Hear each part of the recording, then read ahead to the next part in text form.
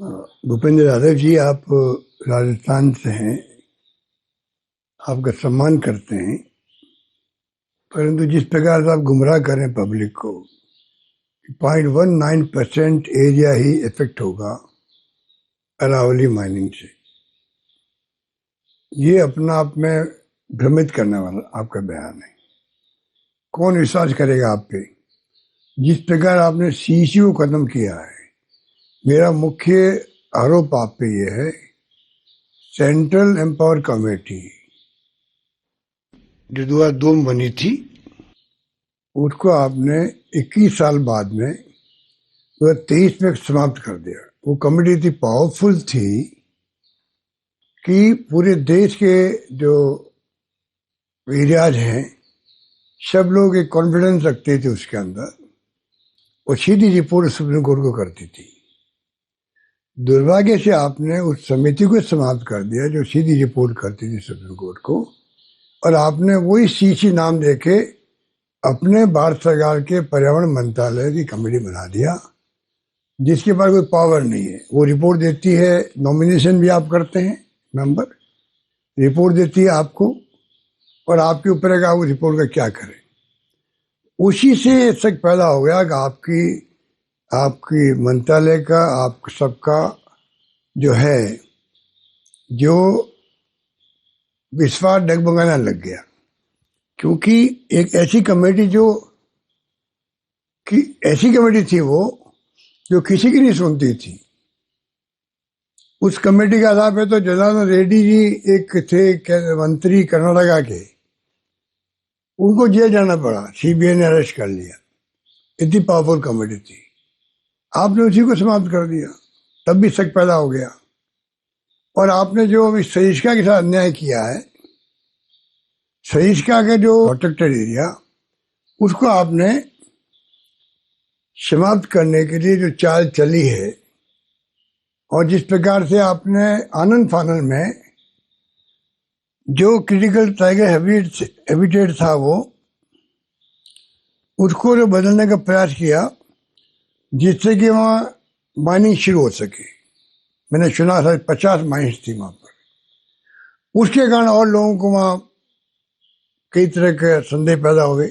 बल्कि एक Indian express की रिपोर्ट है कि मिस्टर राठौड़ नाम के व्यक्ति ने तो पीएमओ में शिकायत की थी कि बहुत बड़ा करप्शन हो रहा है यहाँ पर सरिस्का के अंदर। ये नौबत क्यों आई आपके रहते हुए? नौबत क्यों आई? 24, 25, 26 जून को, इसी 26 जून को 2025 के अंदर 3 दिन में ही राजस्थान वाइल्ड लाइफ बोर्ड ने रिपोर्ट बनाई, और नेशनल टाइगर प्रोजेक्ट की जो कमेटी होती है उसके अंदर ही पास हो गया।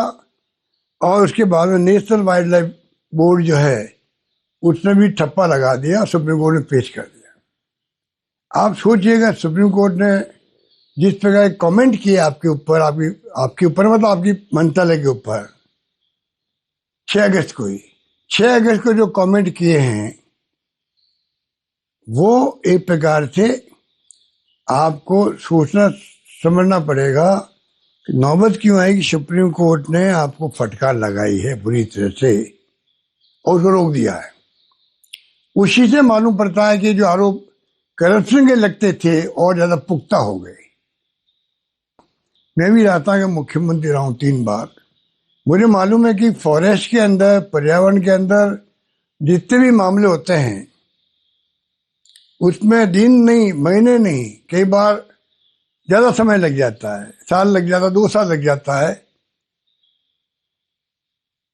उसकी कार्रवाई होने के अंदर। इतना स्ट्रिक्ट कानून है पर्यावरण के और फॉरेस्ट के और आपके माइनिंग के, और अब 3 दिन में पूरी फाइल चला करके रिकमेंड कर दिया सुप्रीम कोर्ट को। तो ये जनता इन बातों को समझती है, और कृपा करके आप भ्रम फैलाना बंद करें। आप और आपके मित्र राजेंद्र राठौड़ जो है राजस्थान के अंदर 6 पेज का आप प्रेस नोट जारी कर रहे हो अरावली को लेकर के। अरे 6 पेज का, अरे अगर तथ्य हो, सच्चाई हो, 1 पेज सफिशिएंट होता है, 1 पेज ही। तो 6 पेज में आपका कलम देखा कि प्रेस नोट आ रहे हैं, इसलिए मतलब आप गिल्टी कॉन्शियस है और जनता आपको माफ नहीं करेगी। धन्यवाद। अगर आप बनना चाहते हैं पॉलिटिशियन, लेकिन पब्लिक स्पीकिंग और अपने विचारों को व्यक्त करना चुनौती लगता है, या कैमरे और पब्लिक के सामने किसी तरह से बोल पाए इसमें मुश्किल होती है, तो मिशी मीडिया सॉल्यूशंस लेकर आया है पॉलिटिकल कंसल्टेंसी कैंपेन, जिसमें वरिष्ठ जर्नलिस्ट और पॉलिटिकल एनालिस्ट की एक्सपीरियंस्ड टीम आपको मदद करेगी, जिससे आपकी आवाज और भी बुलंद हो जाएगी।